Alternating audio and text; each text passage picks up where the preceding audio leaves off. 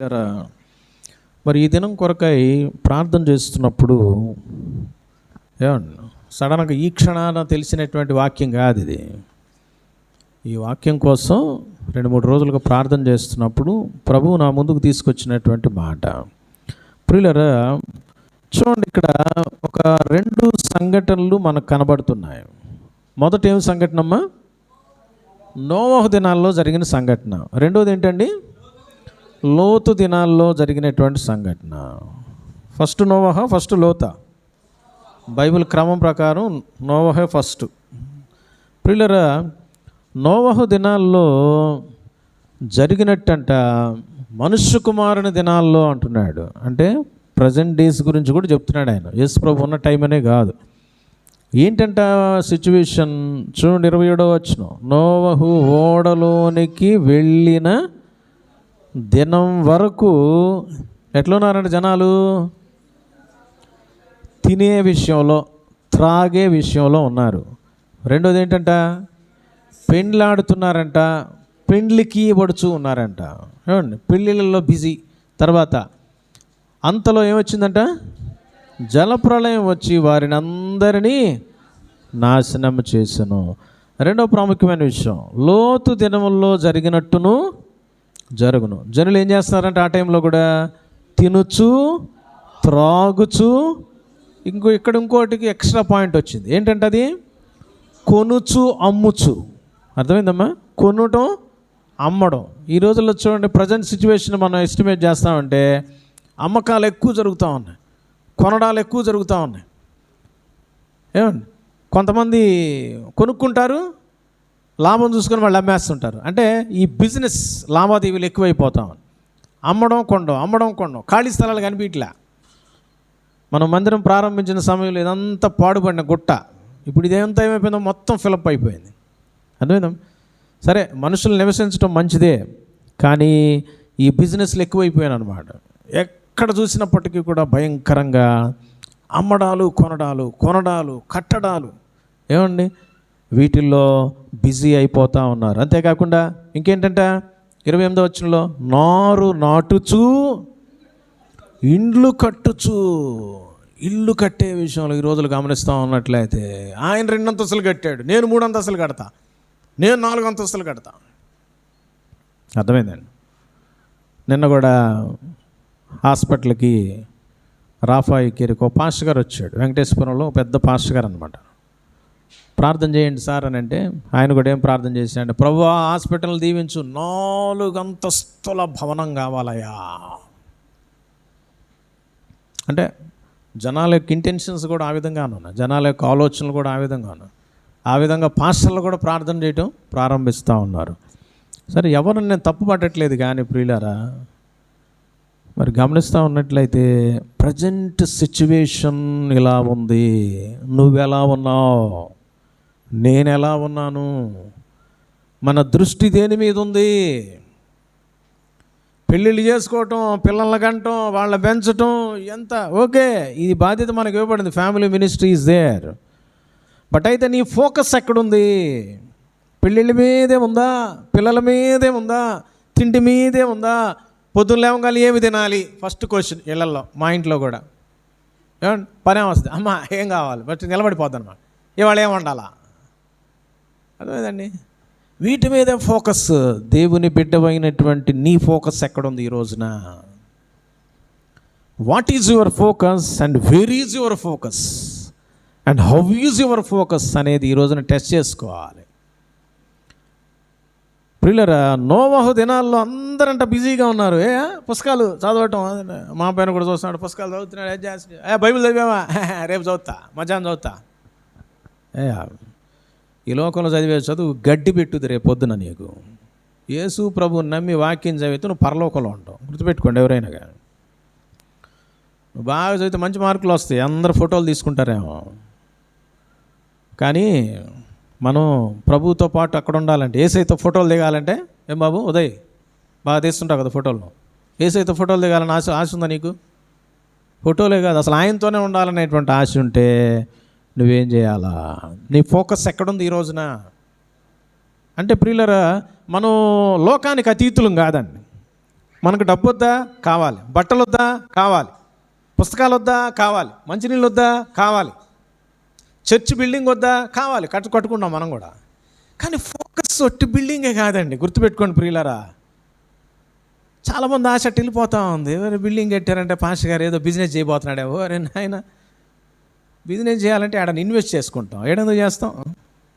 వెంకటేశ్వరరావు ఎవరైనా ఇన్వెస్ట్ చేస్తారండి? బుద్ధి ఉన్నాడు ఎవడని చేస్తాడా? ఆలోచించాడు. అంటే నేను తప్పు పట్టలే వెంకటేశ్వరాన్ని. ఏమ్మా, ఏడన్నా డబ్బులు ఉంటే నువ్వు ఏడగడతావు? ఇల్లు ఏడగడతావు? బాగా డబల్ అయ్యేటువంటి చోట నువ్వు కట్టుకుంటావు. ఏమి పెరగని చోట కట్టుకుంటా? ఆయన కట్టేది ఇల్లు కట్టుకుంటావు, కానీ చర్చ్ ఎవరైనా కడతారా? చర్చిని ఎవరికైనా రెంట్కి ఇస్తారా? ఆలోచన చేయండి ప్రియులారా. అంటే మన ఫోకస్ ఎక్కడుంది? నీ ఫోకస్ ఎక్కడుంది ఈ రోజున? నువ్వుకు ఇల్లు ఉంది, నీకు పిల్లలు ఉన్నారు, నీకు బిడ్డలు ఉన్నారు, నీకు బట్టలు ఉన్నాయి, నీకు ఉద్యోగం ఉంది, అన్నీ ఉన్నాయి. నీ పిల్లలకు బాధ్యతలు ఉన్నాయి. వాళ్ళందరిని ఆపేసేసి మనందరం మునుల్లాగానో తపస్సు చేసుకోవటానికి హిమాలయ పర్వతాలు వెళ్ళమని నేను చెప్పట్లా. మన ఫోకస్ ఎక్కడుంది? మన దృష్టి ఎక్కడుంది? అన్నీ ఉన్నాయి. ఫోకస్ ఎక్కడుంది? పాపులతో కలిసి తిరిగాడు యేసుప్రభు వారు, కానీ ఫోకస్ పాపులతో కలిసి పాపం చేయటం కాదు, తినే తిండి కోసం వెంపర్లాడుతూ పరిగెత్తడం కాదు. వేసే ఫోకస్ పాపులతో ఎందుకు కూర్చున్నాడు? తన వెలుగును వాళ్ళకు ప్రసాదించాలని, వాళ్ళకు ఒక మాట చెప్పి వాళ్ళ జీవంలోనికి తేవాలని. పరలోకం నుంచి ఎందుకు దిగొచ్చాడు యేసుప్రభు వారు? నువ్వు సంపాదించే సంపాదన, నువ్వు ఖర్చు పెట్టే ఖర్చు, నువ్వు చేసే ప్రతి పని వెనక యేసు ప్రభు అనే ఫోకస్ లేకపోతే సమస్తం సున్నా, అన్ని ఊడ్చిపెట్టుకుపోతాయి. జాగ్రత్త. నేను ఎవరిని శపించట్లేదండి, బైబిల్ చెప్తున్న విషయాలు చెప్తా ఉన్నా. నోవహు దినాలు ఎలా ఉన్నారంట? అందరు ఎలా ఉన్నారంటే బాబు, బైబిల్లో ఉంది చూడండి. ఏం రాయబడింది బాబాడా? ప్రియులరా, 27వ వచనం, లూకాసు వార్త 17:27. నోవహు ఓడలోనికి వెళ్ళే దినం వరకంట. ఎంత టైం పట్టింది తెలుసా? ఏమండి, 120 సంవత్సరాలంట. దేవుడు ఆయనతో చెప్పి ఓడను కంప్లీట్ చేసి ఓడలోకి ఎక్కేంత వరకు ఎంత టైం అంట బాబు? 120 సంవత్సరాలు. 120లో 0 తీసేస్తే మన మందిరం స్టార్ట్ చేసే అక్టోబర్కి 12 ఏళ్ళు అవుతుంది. 12 ఏళ్ళగా మందిరానికి వస్తున్న నీవు, నమ్మిన నీతో నమ్మని వారికి అందరికి ప్రకటిస్తానే ఉన్నావు, చెప్తానే ఉన్నావు. ఓడలోనికి ఎక్కేంత వరకంట అందరు ఎలా ఉన్నారంటండి? ఏ పనుల్లో బిజీగా ఉన్నారో తెలుసా? తినడం, త్రాగడం, పెండ్లాడటం, పెండ్లికి ఇవ్వటం. లోతు దినముల్లో కూడా ఎలా ఉందంట? అగ్ని గంధకాలతో సొదొమ గొమొర్రాలని ప్రభువు నాశనం చెయ్యబోయే ముందు వరకు ఎలా ఉన్నారంటండి? తినుచు, త్రాగుచు, కొనుచు, అమ్ముచు, నారు నాటుచు, ఇండ్లు కట్టుచు. ఫోకస్ అంతా ఇదే. నాకు ఇల్లుంటే సెక్యూరిటీ, నాకు పిల్లలుంటే సెక్యూరిటీ, నాకు పెండ్లైతే సెక్యూరిటీ, నాకు డబ్బుంటే, ఉద్యోగం ఉంటే సెక్యూరిటీ. లోక సంబంధమైనటువంటి సెక్యూరిటీనే నమ్ముకున్నటువంటి అనుభవంలో వీళ్ళందరూ ఉన్నారు. ఇదే నా సెక్యూరిటీ, ఇదే నా బలం అని అనుకున్నారు. ఒక్కసారిగా జలప్రళయం వచ్చింది. ఒక్కసారిగా ఆకాశం నుంచి అగ్ని గంధకాలు కురవడం బిగినైనాయి. సొదొమ గొమొర్రా సమస్తం స్మాష్ అయిపోయింది, కాల్చబడింది.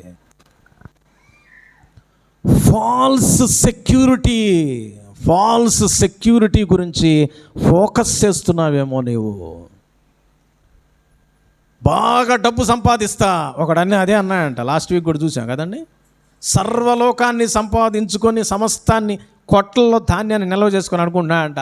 కాలు మీద కాలు వేసుకొని పండుకొని నిద్రపోతున్నాడు. ఏమంటున్నాడు? నా ప్రాణమా, తినుము, త్రాగుము. ఎందుకు? కావలసినంత సంపాదించి పెట్టా, కావలసినంత పెద్ద ఇల్లు కట్టి పెట్టా, కావలసినన్ని వాహనాలు ఏర్పాటు చేసుకొని ఉన్నా, కావలసినంత మంది పనులు నా చుట్టూ పెట్టేసుకొని ఉన్నా, వీళ్ళందరూ ఉన్నారు, నాకేంటి ఇంకా అనేటువంటి గర్వం వచ్చేసింది. ఫాల్స్ సెక్యూరిటీలో ఉన్నావేమో.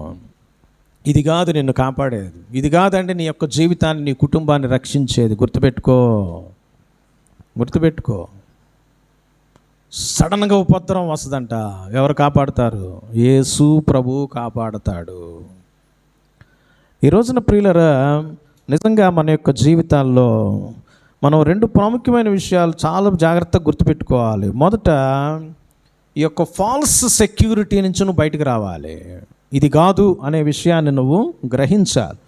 రెండవది ఏంటి అన్నట్లయితే, ఈ యొక్క లేఖన భాగాల్లో మనం కనుక గమనించినట్లయితే ఏమైందంట, సడన్గా అంతలో జలప్రళయము వచ్చింది, అంతలో అగ్ని గంధకాలు కురవడం బిగినైనాయి లోతు దినాల్లో. ఇప్పుడు దీన్ని దేంతో పోలుస్తున్నాడు? మనుష్య కుమారుడు ఏమవుతున్నాడండి? సడన్గా రానై ఉన్నాడు. He is coming. That is important. నిన్ను నువ్వు ఎలా సెక్యూర్ చేసుకుంటావు, కాపాడుకుంటావు? యేసు ప్రభు వారు సడన్గా రాబోతున్నాడు. ఆయన రాత్రి వస్తాడో, రేపు వస్తాడో, ఎల్లుండి వస్తాడో, వచ్చే సంవత్సరం వస్తాడో తెలియదు. అయితే నువ్వే విధంగా నువ్వు సిద్ధం చేసుకొని ఉంటున్నావు. How is your preparation? How is your preparation? నీ కుటుంబాన్ని ఏ విధంగా సిద్ధం చేస్తున్నావు? పరీక్షల కోసం పిల్లల్ని చదువు అని పొద్దున్న లేపుతావు కదండి. పిల్లలకి ఏదైనా ఉద్యోగం కావాలి అంటే వాళ్ళ కోసం నువ్వు కూడా లేచి వంటలకు మార్పులు అన్నీ చేస్తామంటావు. అన్నీ బాగానే ఉన్నాయి, చాలా జాగ్రత్తగా చేస్తున్నావు. యేసుప్రభు రానై ఉన్నాడు. ఇక్కడ ఉన్నటువంటి ఏ సెక్యూరిటీ కూడా నీకు పనిచేయదు. ఇదంతా కూడా ఫాల్స్ సెక్యూరిటీ. మరి యేసే రాబోతున్నాడు. నిన్ను నువ్వు ఎలా సిద్ధం చేసుకుంటున్నావు? ఓ ప్రాముఖ్యమైన మాట మనం గమనిస్తాం ప్రియులారా. చూడండి, లూకా సువార్త 21వ అధ్యాయం. లూకా సువార్త 21వ అధ్యాయం 34 వచనం నుంచి 36 వరకు గమనించినట్లయితే ఏముందో చూడమ్మా. మీ హృదయంలో ఒకవేళ తిండి వలనను, మత్తు వలనను, ఐహిక విచారముల వలనను మందముగా ఉన్నందున ఆ దినము అకస్మాత్తుగా మీ మీదకి ఉరి వచ్చినట్టు రాకుండా మీ విషయమై మీరు జాగ్రత్త పడాలి. నీ కోసం, నీ భర్త కోసం, నీ పిల్లల కోసం ఫలానా చీర కొనలేదనంటే భర్తను పోరు పెట్టి నాకు కావాల్సింది అంటావే. వాళ్ళు ఇల్లు కట్టుకున్నారు, నాకు కూడా ఇల్లు కట్టి పెట్టాను అంటావే. వాళ్ళు ఆ విధంగా డెవలప్ అవుతున్నారు, నువ్వు కూడా డెవలప్ అని మరి చేస్తూ ఉంటావే. వాళ్ళు అలా చదువుతున్నారా, నువ్వు కూడా చదువురా. వాళ్ళకు ఉద్యోగం వచ్చి నీకు కూడా రావాలని పోరు పెడతావే. మేము మందిరానికి పోతున్నాం, నువ్వు కూడా రా. ఏం చేస్తున్నావు ఇంట్లో? అవసరమైతే సెలవు పెట్టు. ఏమండి, ఏ ఉద్యోగం అయితే నీ జీవితానికి దేవుని మందిరం నుంచి, దేవుని నుంచి నిన్ను వేరుపరుస్తుందో. ఒకసారి మీకు చెప్పాను, ఒక పాస్టర్ గారికంట 7 పిల్లలు పుట్టారంట. 7 పిల్లలు పుడితే ఆయన మందిరానికి వెళ్ళటం, పరిచర్య చేయటం చాలా కష్టంగా ఉందంట. ఆయన ప్రార్థన ఏం చేశాడు తెలుసా? ప్రభువా, నాకు ఎంతమంది అవసరం అంతమంది నుంచి మిగతా వాళ్ళని తీసేసుకో అన్నాడంట. నీ పరిచర్యకు, నీ మందిరానికి, నిన్ను మహింపరచడానికి, నీ సేవ కోసం నా పిల్లలే అడ్డుకున్నారేమో, తీసేసే అన్నాడంట. ఏమన్నా ఆయన అంత గొప్ప ప్రార్థన చేసి మనం ప్రార్థన చేయలేమా? ప్రభువా, నా ఆస్తి అడ్డుగా ఉందేమో పక్కకు తీసేయి, నా గర్వం అడ్డుగా ఉందేమో తీసేయి, నా ఉద్యోగం అడ్డుగా ఉందేమో తీసేయి. ఫోకస్ ఏంటో తెలుసా? నిన్ను వెంబడించాలి, నిన్ను చేరుకోవాలి, నీ సన్నిధిలో ఉండాలి, పరలోకంలో ఉండాలా ఎట్ ఎనీ కాస్ట్. నేను, నా బిడ్డలు ఈ లోకంలో అడుక్కు తినే జీవితం అయినా కానీ పరలోకంలో నేను ఆయనతో పాటు ఉండాలి. అంటే మన ఫోకస్ ఏంటంటే, ఇక్కడ అడుక్కు తిని బ్రతకమని నేను అడగట్లేదండి ప్రియులారా, మీరు ఎవరిని కోరట్లా. మన ఫోకస్ ఎక్కడుంది ఈ రోజున? అందుకని చూడండి, ఇక్కడ తెలియపరచబడతా ఉంది ఏంటంటే, లూకా సువార్త 21వ అధ్యాయంలో ప్రియులారా, ఉరి వచ్చినట్టుగా రాకుండా మీ విషయం మీరు జాగ్రత్త పడండి. ఆ దినము భూమి అందంతటా నివసించు వారందరి మీదకి అకస్మాత్తుగా వచ్చును. కాబట్టి మీరు జరగబో వీటి నెలను తప్పించుకొని మనుష్య కుమారుని ఎదుట నిలువబడుటకు శక్తి గలవారగునట్లు ఎల్లప్పుడూ ప్రార్థన చేయుచు. ఎల్లప్పుడూ టీవీ చూడమల్లా, ఎల్లప్పుడూ తింటా ఉండమని చెప్పలా, ఎల్లప్పుడూ షాపింగులు చేసుకోమని చెప్పలా, ఎల్లప్పుడూ ఇళ్ళు కట్టుకుంటా ఉండమని చెప్పలా, ఎల్లప్పుడూ నోట్ల కట్టలు లెక్కేసుకుంటా ఉండమని చెప్పలా.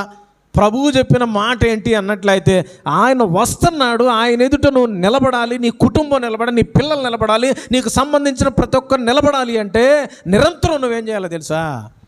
ఎడతెగ ప్రార్థన చేయాలి. నీ జీవితంలో, నీ కుటుంబంలో ప్రార్థన ఉందా? ఎంత ప్రార్థన చేస్తున్నావు? ఏమండి, తినేటప్పుడు ప్రార్థన, కడుపు ఆత్రం కోసం చేసే ప్రార్థన, డబ్బులు కావాలి బాటి ప్రార్థన. యేసయ్యా నీ ఎదుట నేను నిలబడాలి, నా పిల్లలు నిలబడాలి, నా భర్త నిలబడాలి, నా భార్య నిలబడాలి, నా తల్లిదండ్రులు నిలబడాలి. ప్రార్థన ఉందా నీకు? ఆ ఫోకస్ ఉందా?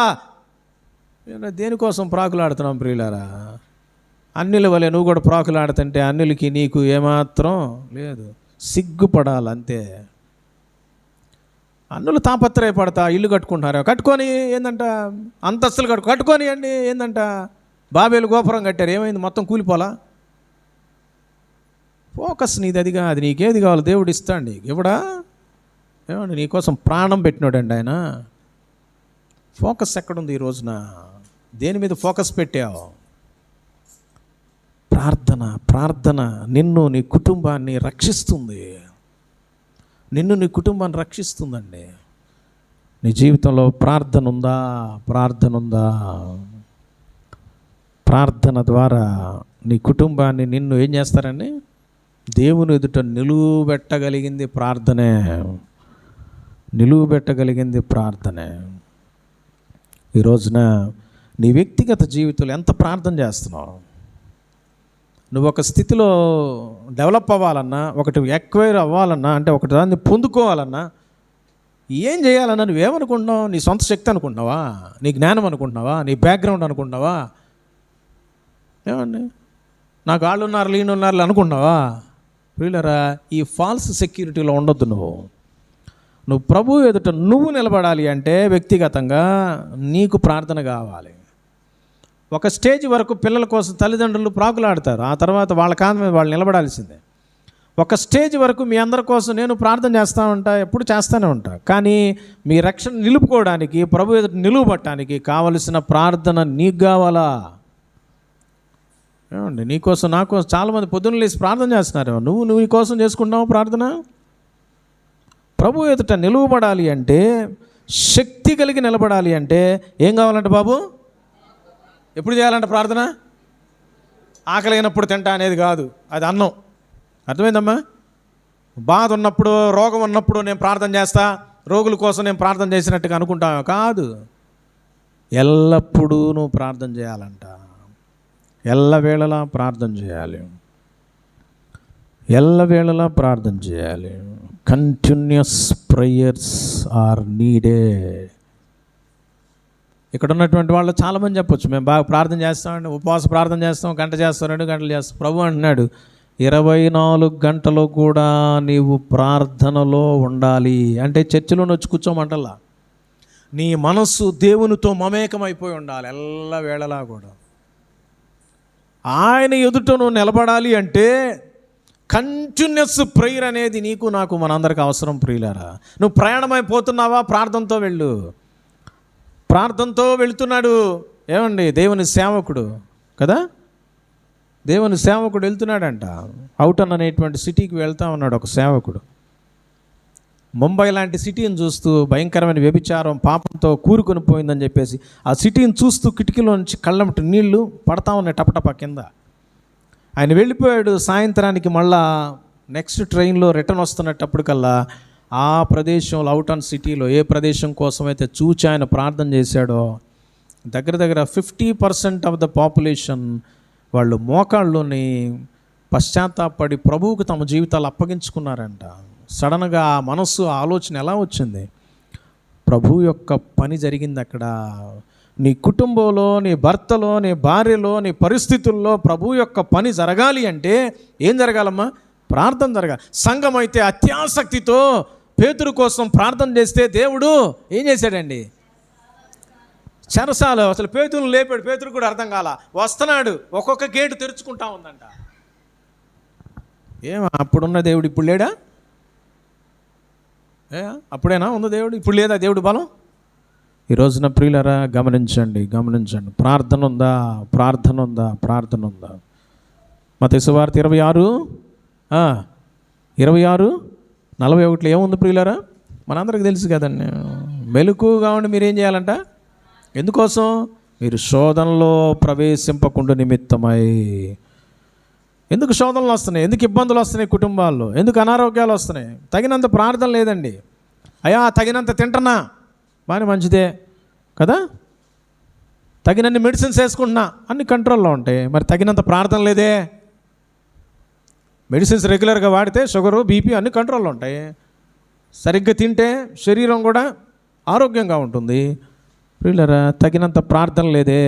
ఆత్మీయంగా నీవు వీక్ అయిపోతున్నావు, బలహీనపడిపోతున్నావు. ప్రార్థన లేదు, ప్రార్థన లేదు, ప్రార్థన లేదు.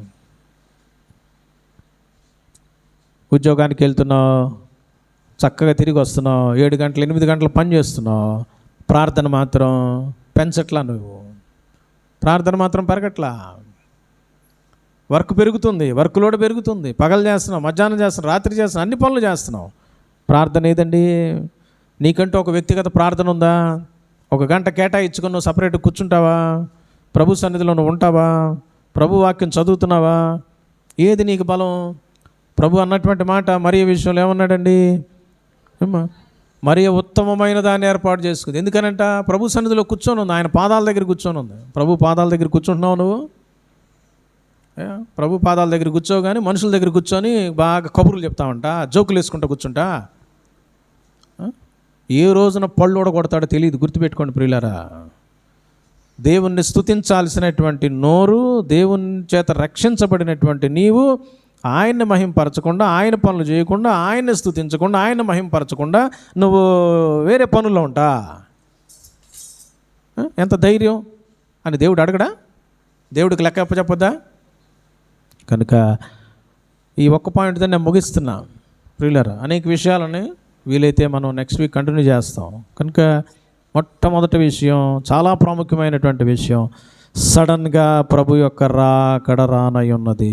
నీ ఫోకస్ ఎక్కడుంది? నీ దృష్టి ఎక్కడుంది? సంపాదన మీద ఉందా? ఏమండి సోకుల మీద ఉందా? ఏమండి శృంగారించుకునే వాటి మీద ఉందా? లోక సంబంధమైన విషయాల మీద నువ్వు గురి కలిగి ఉన్నావా? ఫోకస్ పెట్టున్నావా? యేసయ్య మీద గురి పెట్టున్నావా? యేసయ్య రాకడ మీద గురి పెట్టుకొని ఉన్నావు. అందుకోసమని నీ ప్రిపరేషన్ ఏంటి? ప్రార్థన అనేటువంటి ప్రిపరేషన్ కావాలి. ప్రార్థన నీ జీవితాన్ని చక్కబరుస్తుంది. ప్రార్థన నీ కుటుంబాన్ని కడుతుంది. ప్రార్థన నీ జీవితంలో అద్భుతమైన కార్యాలు, దేవుని కార్యాలను తీసుకొని వస్తుంది. కనుక ఈ రోజున ఫాల్స్ సెక్యూరిటీ మీద గురిపెట్టావేమో, యేసయ్య రాకడ మీద కాకుండా వేరే వాటి మీద దృష్టి పెట్టుకొని జీవిస్తూ ఉన్నావేమో. యేసయ్య రానై ఉన్నాడు. ఆయన కోసం నువ్వేం చేస్తున్నావు? ఆయన కోసం ఏం చేసావు? ఒక్క వ్యక్తి కన్నా స్వార్థ ప్రకటించావా? ఒక్క వ్యక్తి కోసమైనా ప్రార్థన చేస్తున్నావా? సరే, కనీసం నీ ఇంట్లో ఉన్న వాళ్ళ కోసం భారంతో ప్రార్థన చేసే మనసు ఉందా? నీకు అనారోగ్యం వచ్చినప్పుడు మాత్రమే ప్రార్థన చేస్తావు. మిగిలినప్పుడు టీవీయా?